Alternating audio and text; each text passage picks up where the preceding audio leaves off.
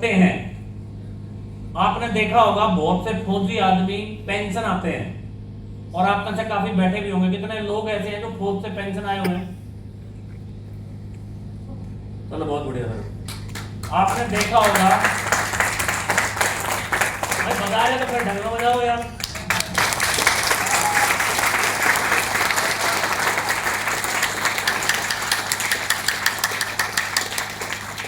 भाई आपने देखा होगा कि गांव में कोई बंदा फौज से रिटायर आया, तो कई गांव में ऐसे बंदे हैं जो हर घर की खबर रखते हैं, खबरी लाल नहीं है।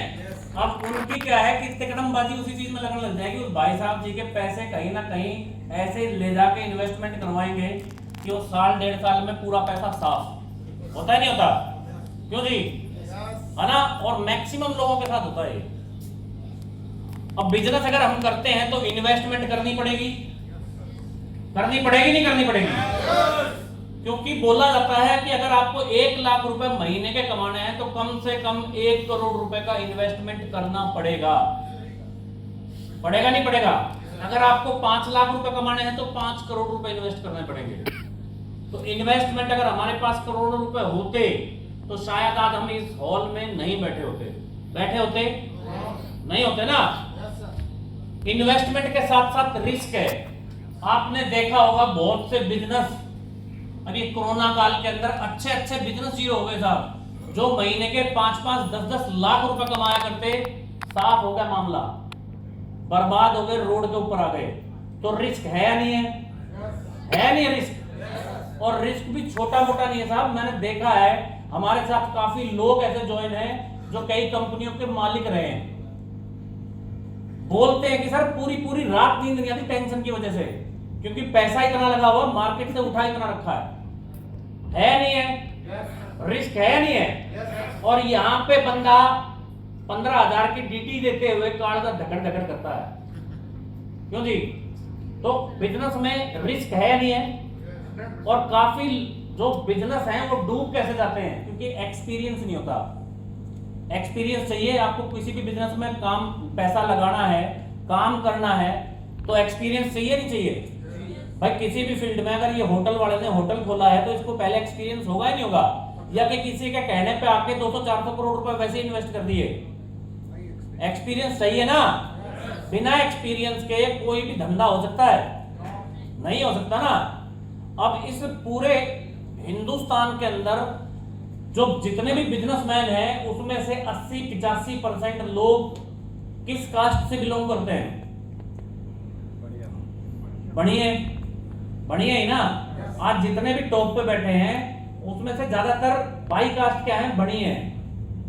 अब आप देख लेना, अगर बढ़िया कोई भी है, ठीक, और बिजनेसमैन है, और उसका बच्चा अमेरिका पढ़ के आया है, ठीक है, नहीं है, आते के साथ ही अपनी गद्दी कभी नहीं देगा उसको, कभी भी।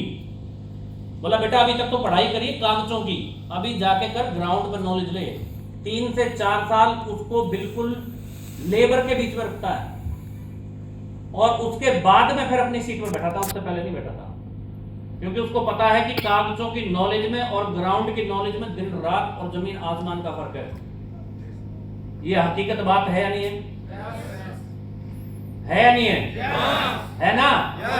तो एक्सपीरियंस चाहिए। दूसरा, 90% बिजनेस खत्म होने का सबसे बड़ा कारण है उधार, और बिना उधार के कोई भी बिजनेस चल नहीं सकता। मार्केट में 80 से 85% जो बिजनेस खत्म हो जाते हैं, ठीक है, वो उधार की वजह से खत्म हो जाते हैं। और खासकर कोरोना काल में जितनी भी इंडस्ट्रीज खत्म हुई हैं वो सारी की सारी मार्केट में पैसा फंसा हुआ था, लॉकडाउन लग गया, वो पैसा आया ही नहीं वापस, और बंदे रातों रात बर्बाद हो गए। नहीं हुए?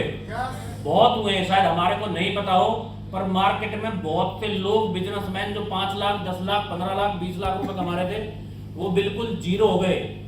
बहुत से इस जयपुर के अंदर, क्योंकि अपना जो ये शहर है जयपुर, ये टूरिज्म है नहीं है? जयपुर के अंदर भाई साहब बहुत होटल हैं जो बिल्कुल बंद हो गए। होटल इंडस्ट्रीज बिल्कुल बर्बाद होगी, टूरिज्म बिल्कुल खत्म हो गया नहीं हो गया? प्रॉपर्टी लाइन बिल्कुल डेड होगी। क्योंकि और एक धंधे के साथ में दूसरा धंधा अटैच है, टूरिज्म के साथ में, ठीक है, टूर एंड ट्रेवल अटैच है नहीं है? गाइड अटैच है नहीं है, होटल अटैच है नहीं है, तो एक इंडस्ट्रीज खत्म होने से दूसरी कई इंडस्ट्रीज खत्म हो गई। और